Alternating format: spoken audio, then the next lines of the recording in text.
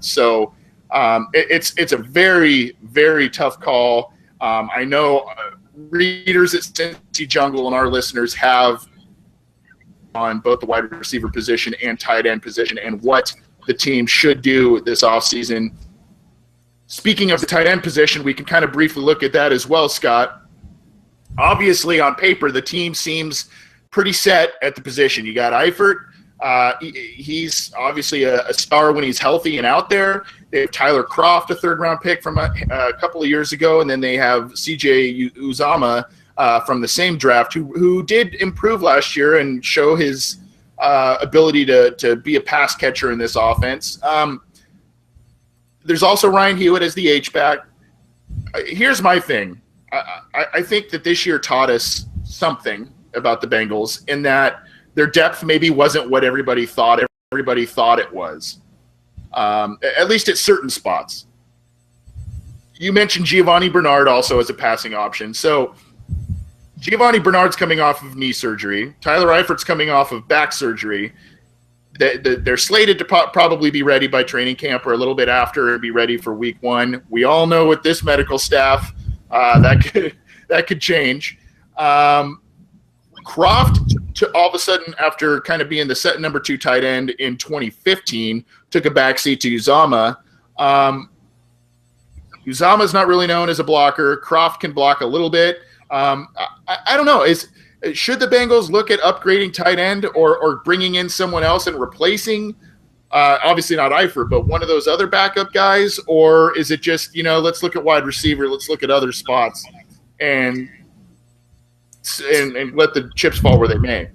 When this is going to sound crazy, sometimes I like to say things that are absurd. And so I'll just go out there and say, I know a lot of people talked about them possibly drafting a receiver in the first round. I would not be surprised to see them possibly draft a tight end with that top pick, if there's someone even worth it at number 9, which it doesn't seem like there is. And the reason I'm saying that is they tend to draft people when you draft them, you're like, what in the heck? Like when they took Drake Kirkpatrick, when they took Tyler Eifert, we're like, what the? Or when they, even when they took Obuehi, people were like, guy's injured, really? Like, William Jack's the prize. Yeah. And so they tend to make these odd picks, and they come out and say, well, we're building for the future or whatever. And you look at, okay, we have the 3 tight ends, as you mentioned. I'm going to put Hewitt in the fullback, H-back kind of. I'll move him off but just looking at those 3. Eifert, he's only signed for this year. Obviously, he's an elite stud, tight end when he's healthy. So you would think, well, they're obviously going to sign him long-term. But you don't really know that given their history. We talked last week how they tend to be more of an outside-in team. They tend to focus on the receivers, the cornerbacks, the tackles, the defensive ends, less so on guards, centers, linebackers, defensive tackles, and tight ends. And when they drafted Eifert, especially after drafting Jermaine, it was Jermaine Gresham. It was a huge surprise. But when he's out there, he obviously is a core part of their offense. But just given if you look at what tight ends of Eifert's caliber are getting, and even guys who aren't that good at his level, they're generally averaging about 4 or 5 years, $9 to $11 million. You look at what sorry, mine just went blank. The guy who was in Denver and went to the Jacksonville, Julius Thomas. Oh yeah. Guys like him, Kels, some of his other people, what they're getting, and you figure Eifert, even with the injuries, he's going to get that. And then the question is, are the Bengals going to be willing to put that much money down for a guy that has that injury history? And if they don't, this is his last year, unless they franchise him, which doesn't make a whole lot of sense if he's an injured player, because then you're going to probably be paying him $12-13 million, depending what the tag comes out to be for that year. So, okay, you've got Eifert for this year, then that's it. After that, you have Uzomah and Kroft. And as you mentioned, they used a 3rd-round pick on Kroft, which kind of surprised a lot of people. And after the draft, they said, well, he was kind of under the radar. He blocked a lot, but he's a really good receiver. He seems to have been supplanted by Uzomah, who was a 6th-round pick. And Uzomah really didn't do much when he was in college. So he was kind of a surprise pick, too. And they both got a lot of playing time early in the year, especially because Eifert was out. And you look at what they were kind of used for. They both averaged like 8 or 9 yards per reception. Eifert was much closer to like 12, 13, 14. I think they both combined for 1 touchdown. Eifert had 5 in limited time. So they obviously at least in their first year, weren't being used the same way. I do remember Uzama having a couple long catches, but generally they were both being thrown a lot of short safety stuff. When Dalton was under pressure, they weren't really targeted in the red zone. So the question kind of becomes, okay, if they do or don't sign Eifert, which is still up in the air, they obviously haven't signed him yet, coming up on his last year. So you would hope if they're going to sign him, extend him. They usually like to get those guys extended before the last season so they don't have to worry about it when they hit free agency, which kind of made the Drake Kirkpatrick thing kind of surprising. And then if they really think Croft has not taken that step forward, that Uzama, who can't block, passed him, and they have always been a team that has put a lot of emphasis on the tight end blocking, that we want a guy who can go out there and do both. He needs a block, and I think anyone who's been a fan for at least 5 or 6 years remembers the Hard Knocks episodes where right after they drafted Chase Kaufman, and what did they do every episode? They were getting after him because he couldn't block anybody. And so if Uzama can't block and he's passing Croft, that kind of tells you Croft may not be what they thought they had as a receiver.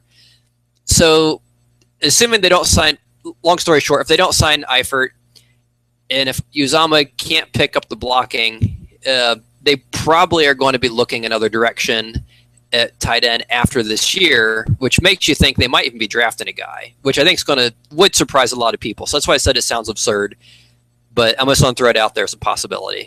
Yeah, I don't think number 9 overall is probably going to be a possibility. There's really only one elite tight end in this year's class, and that's O.J. Howard out of Alabama. Other guys are kind of second-round guys, third-round guys, at least projected. I don't, and with Eifert on the roster, I'm not saying pick up a tight end at number 9 or pick up an elite tight end in free agency necessarily. But I think based on, like I said, Uzama opened some eyes last year, and he made some nice plays, but he wasn't really wow. I mean, I guess he was wow for a 6th-round pick in his second season, but he wasn't, totally tearing it up. Croft has not really impressed me all that much.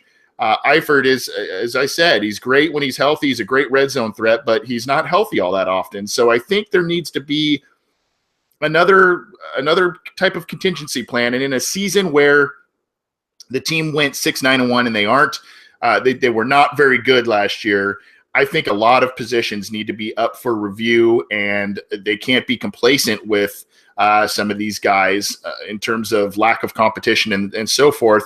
I'm going to say this. You brought up Gresham, which he is obviously a guy that fans are he's a very polarizing guy amongst Bengals fans. He's got a lot of big stats in terms of historical reference with Bengals tight ends. He's up there with the tops of them in terms of like yards, catches, touchdown receptions, that sort of thing. But a lot of people remember him for critical drops. A lot of people remember him for critical fumbles, critical penalties, all of that as well. And rightfully so. I mean, there were some big moments there where you just wanted to tear your hair out with the guy. I will say this, and I've never been a big Gresham backer. The last season Gresham was here in Cincinnati was 2014. As his career progressed in the last couple of years of his rookie contract with the Bengals, he really honed in on improving his blocking and was a pretty decent blocker with the Bengals as a tight end. And he improved on that as from a rookie until his last year with the Bengals in 2014. If you remember, what was Jeremy Hill's best year as a running back with the Bengals? Last year was okay.